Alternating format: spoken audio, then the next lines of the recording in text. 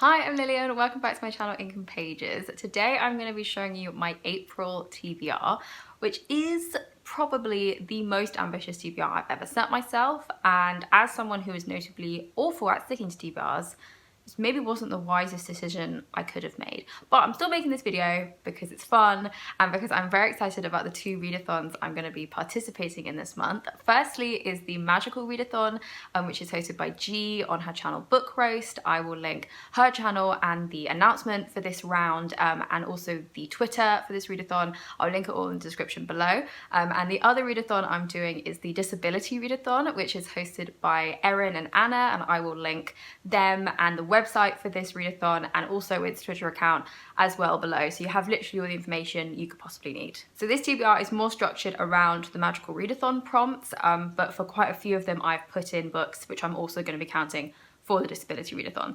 So basically the Magical Readathon is based on this complete fictional world that she has created. I'm absolutely obsessed with it, but there is a magical university in this world called the University of Aurelium, and there are different subjects you can study and different career paths you can go down. So basically the basic gist for this readathon is you pick a career path, and then in order to achieve it you have to study several subjects, and then for each subject there is a reading prompt, and so in order to achieve that subject you have to read a book that fits that subject's reading prompt. All the careers are very varied and all very interesting and cool, and some of them have a lot fewer reading prompts if you're not a very fast reader or can't dedicate very much time to reading in April, and then a couple of them have loads of reading prompts and are going to be more difficult to achieve. I am not quite sure what career I'm going to be going for, so I've got 6 picked out that sound interesting to me.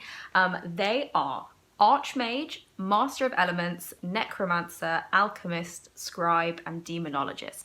So a big variety. The one that requires the fewest books is Scribe. That one only has 5 subjects you need to achieve, and then the other one we've got Alchemist, which has 10 prompts that need filling. But basically, between these careers I've picked out, they cover 12 of the, I think, 14 possible subject prompts.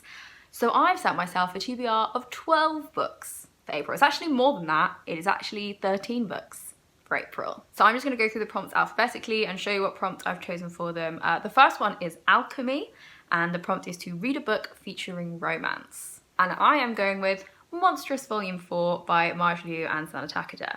Now, romance does not play a large part, if any, in this series, but the rules of the Magical Readathon are you can't double up on books, and that's literally the only rule. The rest is very fluid and open to interpretation. So I believe, if I'm remembering correctly, there is at least one, relationship in this series, which, while not very romantic, if I'm remembering it correctly, I'm going to count because I'm very excited to reread this one. Spoiler alert for what's coming next on this TBR, because I want to continue the series. I reread the first 3 volumes in this last year, and they're very complex, and I love it, and I love this series so much. This is the last one I've read, and then the rest would be new to me. So I'm going to reread this one because the next subject I'll be achieving is Animal Studies, and the prompt for that is a quick read. So I have chosen volumes 5 and 6 of Monstrous because they're short, they're graphic novels. I'm obsessed with this series. I can't imagine it taking me very long to read them at all. Volume 5 is called War Child, and volume 6 is The Vow. I'm very excited. I love this series a lot. The next subject I should be taking is Artificery, and the prompt for that is to read a book with an earth setting, aka, an urban setting. So I am going with A Girl is a Half-Formed Thing by, normally I look up how to pronounce authors' names, but I forgot to today. I'm gonna go with Amir McBride. It's probably not accurate. This is a recent addition to my shelves. I got it in a charity shop in Bromley, and when I showed it to my sister, she went, oh yeah, that's the kind of book you'd probably hate. And I actually don't doubt her. It's written, I've flicked through it a bit, it's written very interestingly in a way that, to be honest, I probably won't enjoy. But I saw it on the shelf and I was like, I know that name. This is quite a famous book, I think, popular at least max 10 years ago. So I'm willing to give it a go. No, it does not sound like anything I typically enjoy. I think it's literary fiction. It is about a young woman's relationship with her brother and the long shadow cast by his childhood brain tumor. So I think some of it is written like from his perspective, which is why the writing is so unusual. And to be honest, probably not something I would enjoy. But I'm going with it anyway because this is also counting as my April pick for the Buzzwordathon, which is the year-long readathon that's prompt for each month. The April prompt for that one is, it's like big or little, but it's like basically any size related word.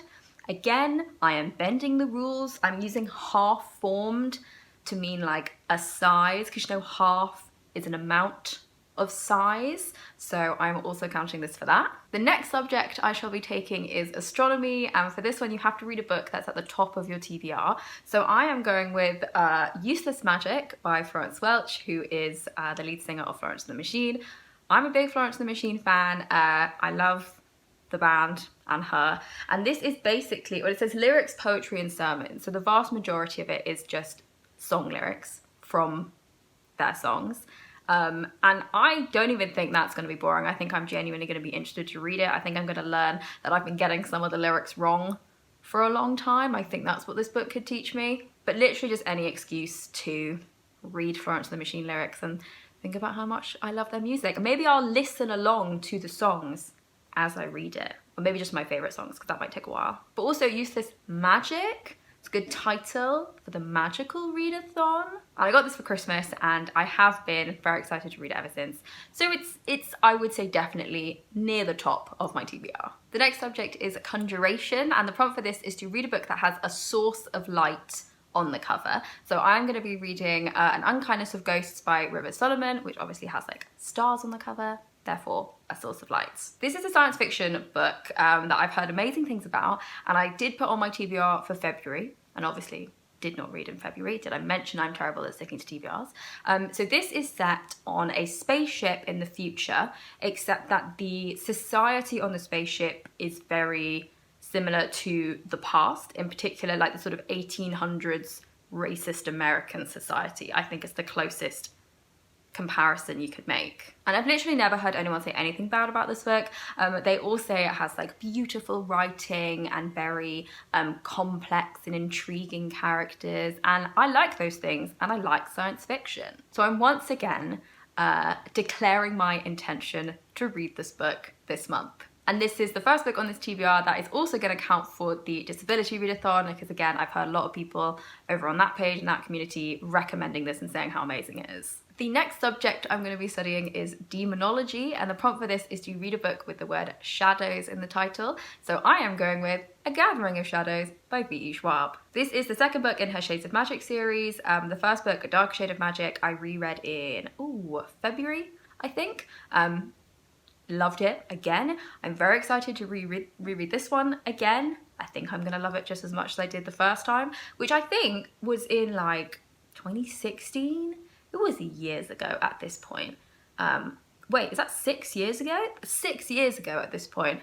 It's finally time for me to finish this series. But anyway, it's time for me to read this. This is a fantasy book where there is a character who can move between parallel Londons.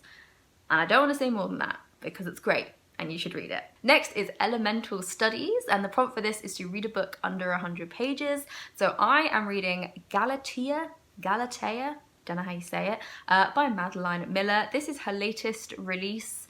I have very mixed feelings on this, right? Because I was like, oh, I really like Madeline Miller, the 2 books that she's published. But you know what? They're both great.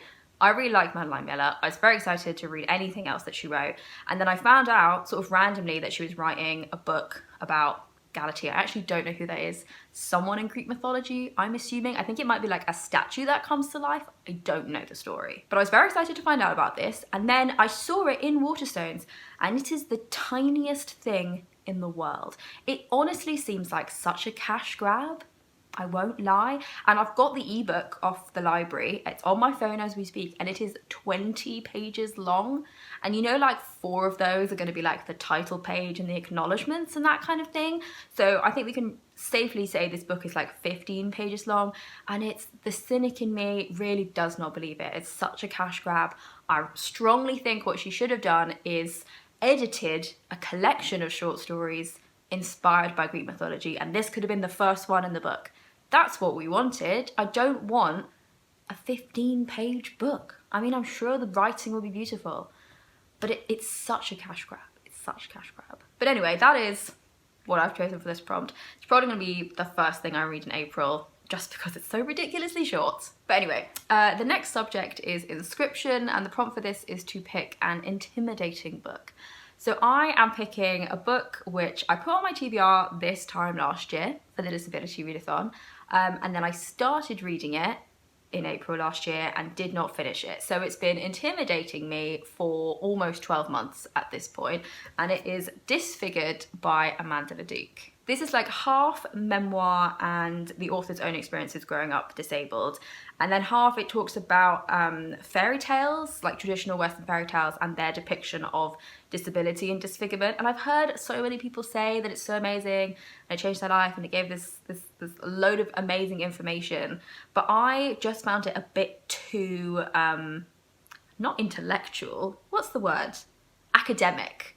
Just a little bit too academic for me this time last year, because this time last year I was moving into this flat and I really didn't have time for anything that required a lot of brain power. As to why I haven't picked this up in the 12 months since, that's just me being lazy. But it's time again to try and read this, and hopefully I will finish it this time. The next subject is law, and the prompt for this is to read a book that is mythology inspired. So I have chosen This Brick Storyland by Amy Jeffs. This is a collection of British folk tales and legends, and it looks hefty and chunky, but actually there's not that much writing on the pages, and the paper is actually very thick. So I mean, I could have chosen this to be an intimidating read, but I'm actually less scared by this than I am by Disfigured. But I love mythology and folklore, so I'm definitely gonna love this.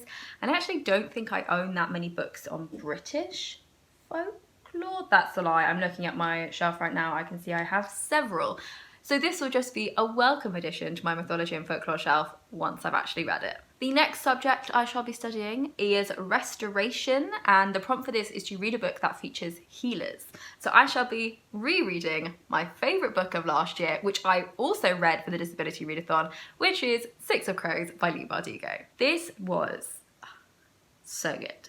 It was literally so good. And I read it, this time last year, and it was the best thing I read all year. So I want to reread it, because why not? Because it was great, and I'm a big proponent of rereading old favourites and new favourites actually. Reread whatever you want. That's my motto. This, if you don't know, is about 6 people who get together to do an impossible heist in this fantasy land in the Grishaverse, created by Leigh Bardugo. It's fantastic. This is such a booktube darling, and honestly, it deserves to be. And straight after that, I shall be taking Shapeshifting, and the prompt for that is to read a book that has a creature with claws on the cover. So I'm choosing, oh my goodness, Crooked Kingdom, the sequel, which has a bird on. And birds, you might not call them claws, but I'm calling them talons, which is, you know, the same thing. So yeah, this is the sequel. I have not read this. I read Six of Crows last year, and I loved it so much that I wanted to relish it for as long as I could. And I didn't want to finish the series, even though it meant not reading more of the series, because I loved the series so much. But I think the time has come. Wouldn't it be cool if Six of Crows was the best thing I read last year, and then Crooked Kingdom is the best thing I read this year, and I read them both for the Disability Readathon? That would just be so cool. Don't know if that's going to happen, but it's worth a try.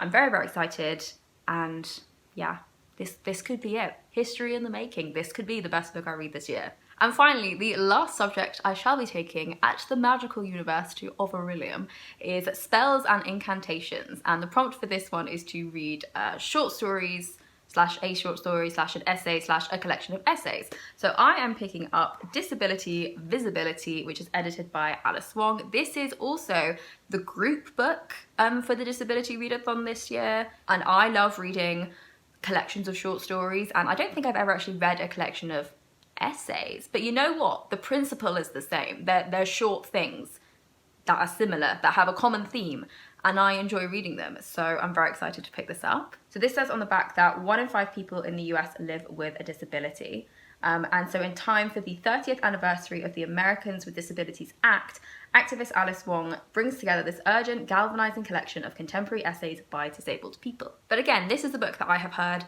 only praise for. I've only heard people saying that it's amazing and incredible and fantastic. So I'm very excited to start it. This is also the most recent addition to my bookshelves. I literally ordered it 2 days ago and got it yesterday. I'm gonna put these together in a pile to hold up nicely on camera.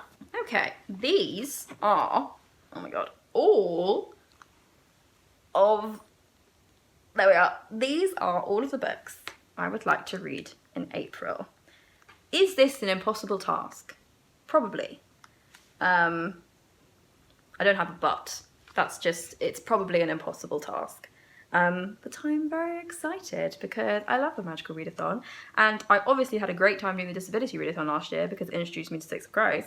So yes, very excited for April so I can start reading these. If you are participating in one/both of these readathons, please let me know and let me know what book you are most excited to pick up. Be cool if it was one of these. And thank you so much for watching, and I will see you in my next video. Bye!